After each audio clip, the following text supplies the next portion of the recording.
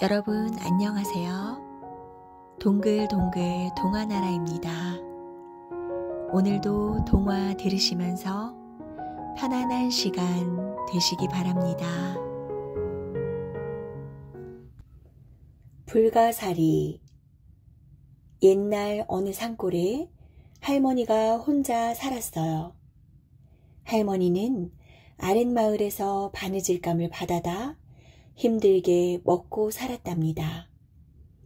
할머니도 식구들과 오순도순 살 때가 있었어요. 얼마 전에 있었던 아주 큰 전쟁에서 집도 잃고 남편도 잃고 아들도 잃기 전에는 말이죠. 임금이 다른 나라에 싸움을 걸어 전쟁을 일으키길 좋아했는데 힘없는 백성들은 군대로 끌려가서 이유도 없이 죽어야 했답니다. 어느 날 할머니가 부엌에서 죽을 끓이는데 웬 남자가 몸에 큰 상처를 입고 쫓겨왔어요. 할머니, 저 좀 숨겨주세요. 지금 관군에게 쫓기고 있습니다. 잡히면 죽은 목숨이니 제발 좀 살려주세요. 할머니는 관군에게 쫓긴다는 말에 망설였지만 죽은 아들이 떠올라 얼른 다락에 숨겨주었죠. 그러자 얼마 있다 정말 관군들이 왔어요. 관군들은 눈을 부릅뜨고 물었죠. 할멈, 웬 놈이 도망가는 걸 보지 못했나? 예, 얼씬한 사람 하나 없었습니다요. 할머니는 시치미를 뚝 떼었지요. 관군들은 집을 여기저기 뒤지더니 다른 곳으로 가버렸어요. 남자는 군대에서 도망쳐 나오다 관군들에게 쫓기는 거였어요. 남자는 갓 태어난 아이와 늙은 어머니를 두고 군대로 끌려갔던 거지요. 할머니는 남자를 다락에 숨겨놓고 없는 살림에 밥도 주고 약도 주고 상처도 치료해 주었어요. 마치 죽은 아들이 살아오기라도 한 것처럼 잘 보살펴 주었죠. 그렇게 얼마나 있었을까요? 남자는 몸이 나아서 움직일 수 있게 되었죠.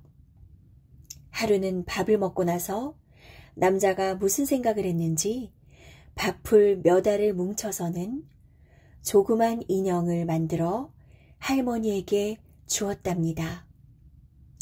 할머니, 얘를 불가사리라고 부르세요.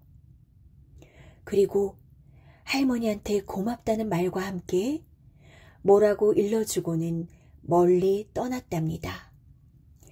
잘 가우, 부디 몸 조심하고. 할머니는 다시 혼자 남았답니다. 할머니는 혼자서 바느질을 하고 있으려니 도망간 남자가 잘 갔는지 걱정이 되었지요. 죽은 남편과 아들 생각도 나고 이 생각 저 생각하면서 바느질을 하다가 그만 바늘을 떨어뜨렸는데 바늘이 온데간데 없는 거예요. 참 이상도 하지.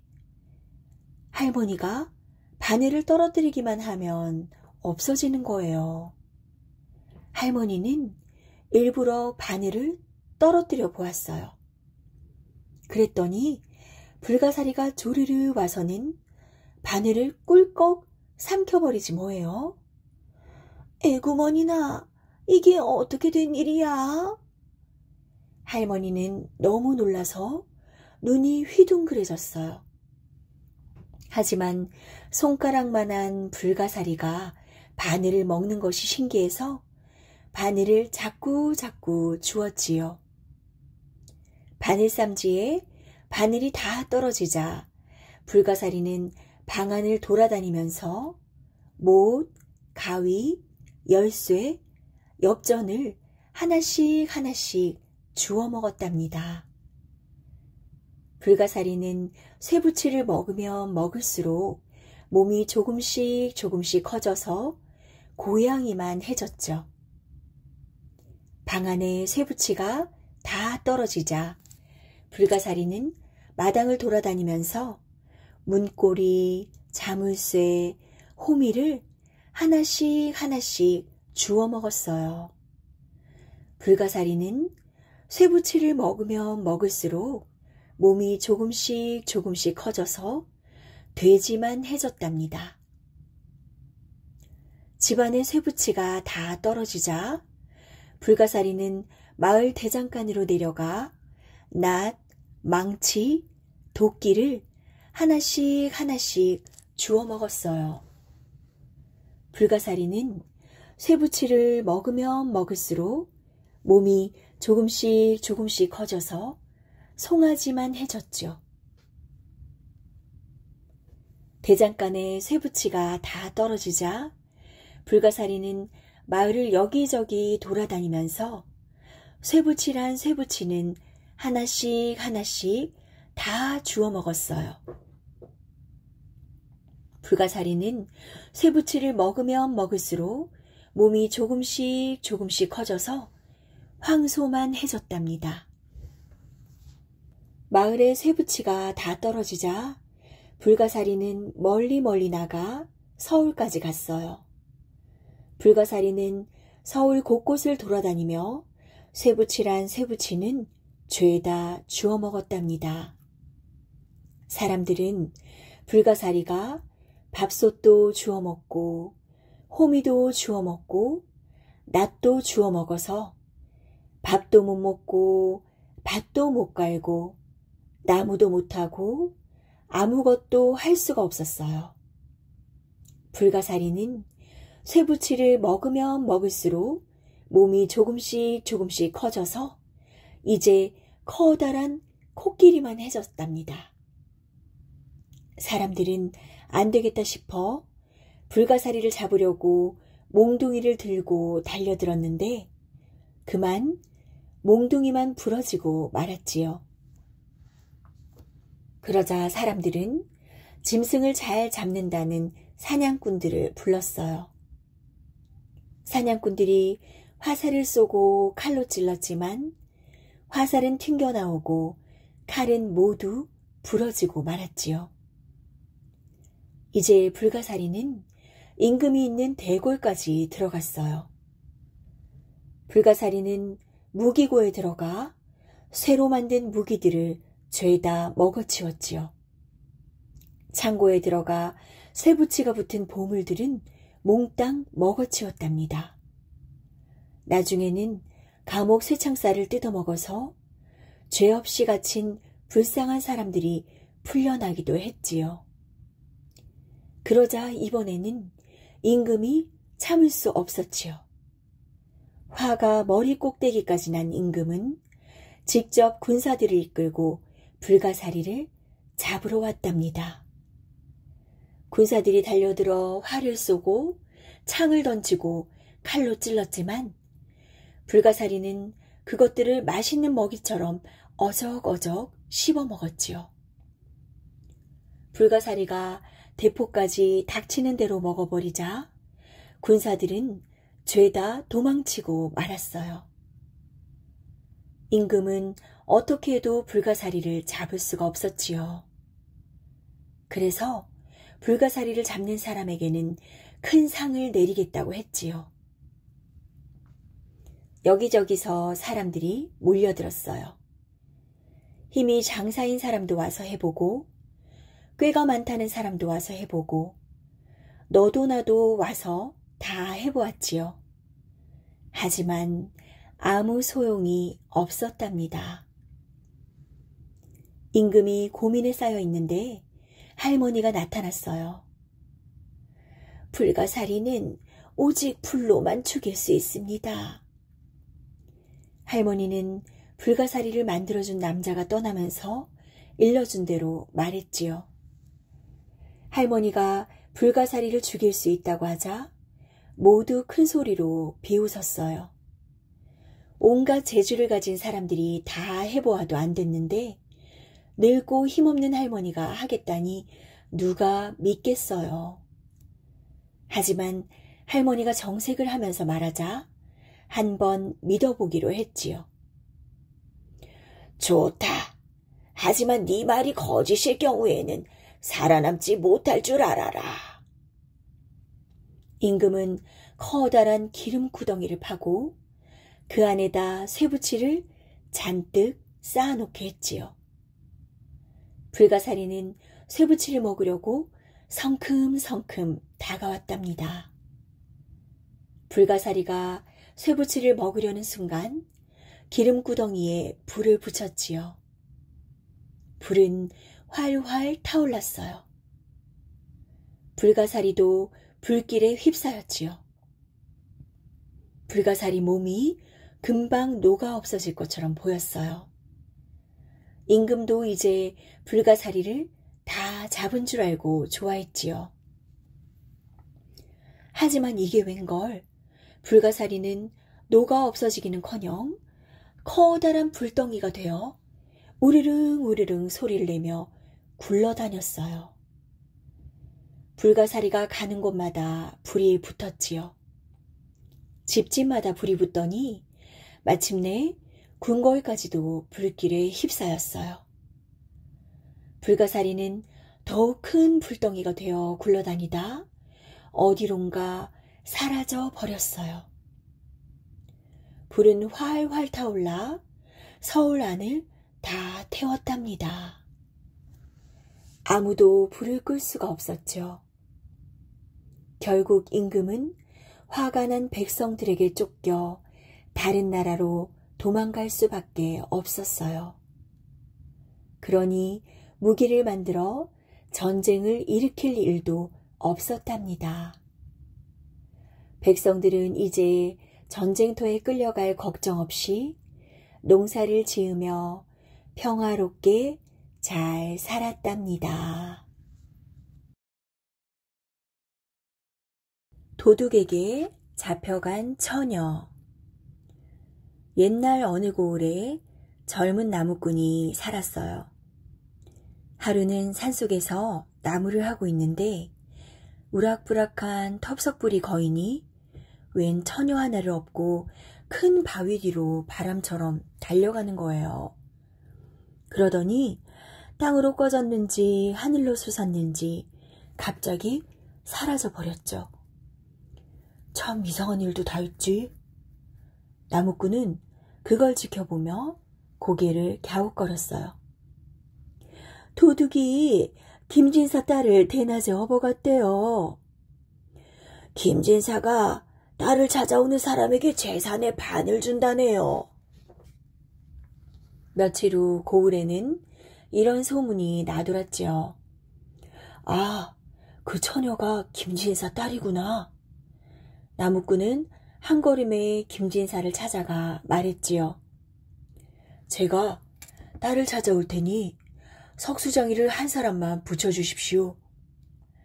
나무꾼은 활을 메고는 석수장이와 함께 산으로 갔어요. 두 사람이 산 중턱에 이르러 잠시 땀을 닦고 있는데 해오라기 한 쌍이 커다란 나무 주변을 돌며 까악 다급하게 울어댔어요. 마치 도와달라는 것처럼 말이에요. 나무꾼이 무슨 일인가 싶어 가까이 가보니까 이런 커다란 구렁이 하나가 해오라기 새끼를 잡아먹으려고 혀를 날름거리고 있지 뭐예요? 이크, 큰일 나겠다. 나무꾼은 얼른 활을 겨누어 화살을 쏘았지요. 구렁이는 화살을 맞고 아래로 툭 떨어졌어요. 그러자 까악 울어대던 해오라기 한 쌍은 고맙다는 듯 끼룩끼룩 거리며 나무꾼 머리 위를 빙빙 돌았지요. 나무꾼은 손을 흔들어주고 발걸음을 재촉했답니다. 나무꾼은 석수장이와 함께 서둘러 산속 큰 바위로 갔어요. 도둑이 김진사 딸을 업고 이 바위 뒤에서 사라졌소. 그러니 이 바위를 깨부수면 도둑의 소굴이 있을 거요. 석수장이는 정과 망치로 바위를 힘껏 쪼았지요. 밤낮을 쉬지 않고 쪼아댔더니 사흘째 되던 날 마침내 쩍 하고 두 쪽으로 갈라졌어요. 그러자 바위가 있던 자리에 시커먼 굴이 나타나는데 얼마나 깊은지 도무지 끝이 안 보이는 거예요. 나무꾼과 석수장이는 칡 덩굴을 산더미처럼 모았어요. 사흘 밤낮을 칡 덩굴로 동아줄을 꼬았는데 땅끝까지도 닿을 만큼 길고 길었지요. 나무꾼은 석수장이한테 주먹밥을 주면서 내가 아래에서 줄을 흔들 때까지는 무슨 일이 있어도 여기에서 기다리시오. 이렇게 당부를 했지요. 석수장이는 걱정 말라며 고개를 끄덕였어요. 나무꾼은 얼른 버드나무 위로 올라가 조심스럽게 주변을 살폈답니다.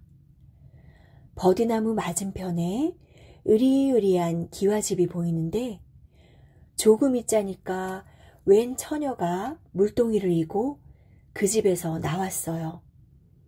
자세히 보니 텁석풀이 거인한테 업혀가던 바로 그 처녀였답니다. 옳지. 저 처녀가 김진사 딸이구나. 이젠 됐다. 나무꾼은 김진사 딸이 물을 길어 물동이를 머리에 이려고 하자 얼른 버들잎 한 줄을 주르륵 훑어 물동이 위에 떨어뜨렸어요. 김진사 딸은 깜짝 놀라 나무 위를 올려다봤죠. 올려다보니 웬 낯선 사람이 있는 거예요. 아니, 댁은 누구시오?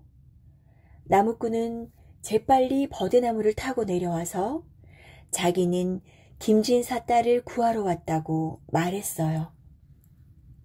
나무꾼은 반가워하는 김진사 딸에게 물었죠. 그런데 도둑은 지금 어디에 있어? 여기 없어요.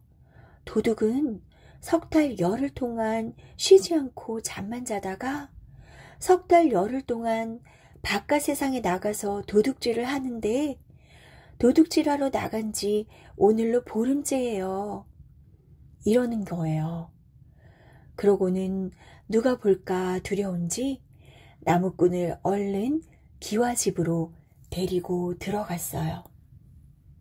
집에 들어와서도 김진사 딸은 도둑 생각만 해도 무서운지 몸을 부르르 떨며 나무꾼에게 말했답니다. 도둑이 얼마나 날쌔고 힘이 센지 아무도 당할 수가 없어요. 그러니 도둑이 돌아오기 전에 얼른 도망가세요. 하지만 나무꾼은 손을 내저으며 말했지요. 내가 반드시 도둑을 물리치고 당신을 구해주겠소. 그러니 나를 도와주시오. 그러자 김진사 딸이 들어보라며 벽장에서 도둑의 칼을 내주는데 나무꾼이 아무리 힘을 써도 꼼짝도 않는 거예요. 그걸 본 김진사 딸이 어디서 물을 한 사발 떠다 주며 말했어요. 이건 100년 묵은 동삼을 달인 물이에요. 도둑을 이기려면 이걸 먹고 우선 힘부터 길러야겠어요. 나무꾼은 매일 동삼 달인 물을 먹고 하루가 다르게 힘이 세졌어요. 보름 뒤에는 칼을 들어 올리게 되고 한 달 뒤에는 칼을 두 손으로 이리저리 휘두르게 되고 마침내 석 달 뒤에는 칼을 들고 하늘 높이 날아올랐죠. 넉 달 뒤에는 칼을 한 손으로 빙빙 돌리게 되었답니다. 하루는 나무꾼이 칼싸움 연습을 하고 있는데 갑자기 땅이 마구 흔들리고 어디서 쿵쾅쿵쾅 요란한 소리가 들려왔어요. 이건 도둑이 돌아오는 발소리예요. 오늘이 도둑질 하러 나간 지 꼭 3달 열흘이 되는 날이에요. 나무꾼이 몸을 숨기고 조금 있자니까 과연 도둑이 대문간을 훌쩍 넘어 날아 들어왔어요. 그러고는 장독대로 가서 술을 마구 퍼마시고는 방으로 들어가 금세 코를 골며 골아 떨어졌답니다. 도둑의 코 고는 소리가 얼마나 크고 세던지 크륵 숨을 들이쉴 때는 방문이 덜컥 닫히고 푸 숨을 내쉴 때는 방문이 덜렁 열렸어요. 나무꾼은 기회를 엿보다 방 안으로 살며시 들어갔지요. 그리고 칼을 들어 도둑의 목을 힘껏 내리치려는데 이게 웬일이에요. 텁석부리 도둑이 눈을 번쩍 뜨며 버럭 고함을 치는 것이 아니겠어요? 이놈, 너는 누구냐? 내 놈이 감히 나를 노려? 그러고는 벌떡 일어나 창을 빼들고 나무꾼에게 덤벼들었지요. 쨍강쨍강, 번쩍번쩍 둘 다 얼마나 힘이 세고 날쌘지 보이지도 않았어요. 그러다가 도둑이 공중으로 솟구쳐 올라가고 나무꾼도 뒤따라 솟구쳐 올라갔지요. 다시 한참을 칼날이 번쩍번쩍 하더니 마침내 나무꾼의 칼이 도둑 목을 댕강 잘랐어요. 그런데 이럴 수가. 도둑의 머리가 땅으로 떨어지자마자 공중으로 올라가 도로 목에 가서 붙는 것이 아니겠어요? 네 이놈, 내가 그렇게 쉽게 죽을 줄 알았더냐? 도둑은 더욱 거세게 창을 휘둘렀고 나무꾼의 칼놀림도 더욱 빨라졌지요. 얼마나 시간이 지났을까? 공중에서 도둑의 머리가 툭 하고 다시 떨어졌어요. 이번에는 김진사 딸이 잽싸게 달려가서 도둑 목에 매운 재를 확 뿌렸답니다. 그러자 목에 붙으려던 머리가 붙지 못해 통통 튀다가 축 늘어지고 조금 있다가 도둑의 몸뚱이도 공중에서 쿵 하고 떨어졌어요. 나무꾼과 김진사 딸은 광을 뒤져 금은 보화를 가지고 나왔어요. 그러고는 동아줄에 금은 보화를 매달아 놓고 흔들었지요. 그러자 동아줄이 기다렸다는 듯이 쑥 올라가네요. 어라? 그런데 한번 올라간 동아줄이 다시 내려오지 않는 것이 아니겠어요? 석수장이가 금은 보화에 눈이 어두워 보물만 갖고 달아나 버렸지요. 나무꾼과 김진사 딸은 막막해 서로 얼굴만 쳐다보고 있었어요. 그런데 바로 그때였어요. 끼룩끼룩 해오라기 2마리가 공중에서 내려오더니 타라는 듯 등을 내밀었어요. 2 사람은 해오라기를 타고 훨훨 날아서 바깥 세상으로 나왔답니다. 김진사는 나무꾼에게 자기 재산의 반을 떼어주었고 서로 정이 든 나무꾼과 김진사 딸은 결혼을 했답니다. 그 뒤로 둘은 아들, 딸을 낳고 행복하게 살았답니다.